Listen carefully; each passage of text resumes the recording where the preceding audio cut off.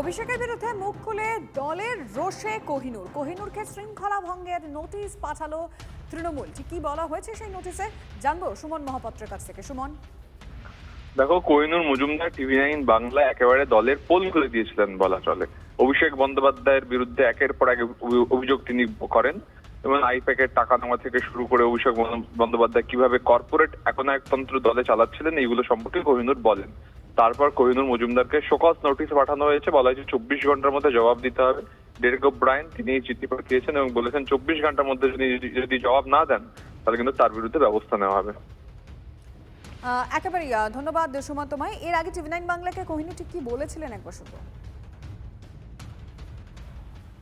এইভাবে হেরে যাওয়া মানে একেবারে নিশ্চিহ্ন হয়ে যাওয়ার মতন একটা অবস্থা তৃণমূল কংগ্রেসের, এর জন্য কে দায়ী? এর জন্য যদি একজন দায়ী হয়, একজন দ্যাট ইজ অভিষেক ব্যানার্জি। দলটাকে শুধুমাত্র একনায়কতন্ত্র না, একটা কর্পোরেট একনায়কতন্ত্রে নিয়ে চলে গেল।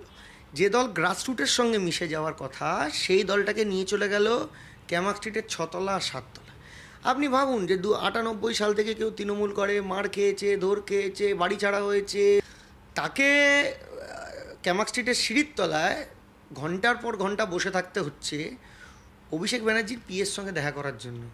তারপর রাত্রি 9টার সময় কোনো এক পুলিশ কর্মী এসে বলছে আজকে আর দেখা হবে না, আপনি চলে যান। বক্সিদার কাছে গেছিলাম, বলছে তো রাবার স্ট্যাম্প পার্টি হয়ে গেছে, আমি রাজ্য সভাপতি। এই যে জেলা কমিটি হলো, ব্লক সভাপতি হলো, আমি কিচ্ছু জানি না কে হয়েছে। বিশ্বের যত ফেরেববাজ দেখবেন অভিষেক ব্যানার্জির খুব কাছে। তৃণমূল কর্মীরা জানেন না যে আইপ্যাক টাকা নিচ্ছে? আপনারা জানেন না যে আইপ্যাকটা? সবাই জানে, ইটস ওপেন সিক্রেট। কার্যি করে ঘটনা ঘটেছে, সাবজেক্ট টু ইনভেস্টিগেশন, আমি এখনো বলছি। কিন্তু when the party is in crisis, Abhishek Bandyopadhyay কোথায় ছিল? কোথায় ছিল Abhishek Bandyopadhyay? He was doing sabotage. যত লোক সেদিন আরজি করার সময় মমতা বন্দ্যোপাধ্যায় সরকারকে ফেলতে চেয়েছিল, তার পেছনে হাত ছিল অভিষেক বন্দ্যোপাধ্যায়। কেউ জানে না, এটা সবাই অস্বীকার করতে পারবে? কেউ অস্বীকার করতে পারবে না। কোহিনূর মজুমদার এই মুহূর্তে আমাদের সঙ্গে রয়েছেন টেলিফোন লাইনে। কোহিনূর, আপনাকে নোটিশ দেওয়া হয়েছে, 24 ঘন্টার মধ্যে জবাবও দিতে বলা হয়েছে, কি করবেন? 2.5 ঘন্টার মধ্যে জবাব দেওয়ার চেষ্টা করছি। লেখা শুরু করেছি, লেখা প্রায় শেষের পথে আছে, পিডিএফ করে পাঠিয়ে দেবো। ঘটনা হচ্ছে, আমি যাহা বলেছি প্রত্যেকটি শব্দ, প্রত্যেকটি বাক্য সত্যি এবং বাস্তব।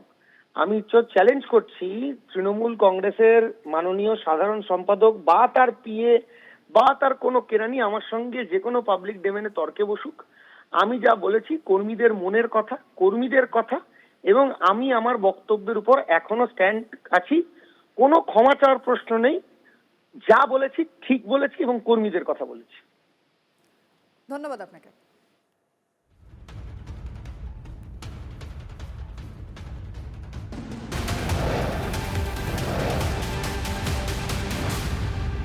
অভিষেকের ঔদ্ধত্যেই দলের বিপর্যয়, বিস্ফোরক তৃণমূল যুব নেতা। ছাত্র যুবদের হ্রাস, অভিষেক নেওয়ার পর বিপর্যয়।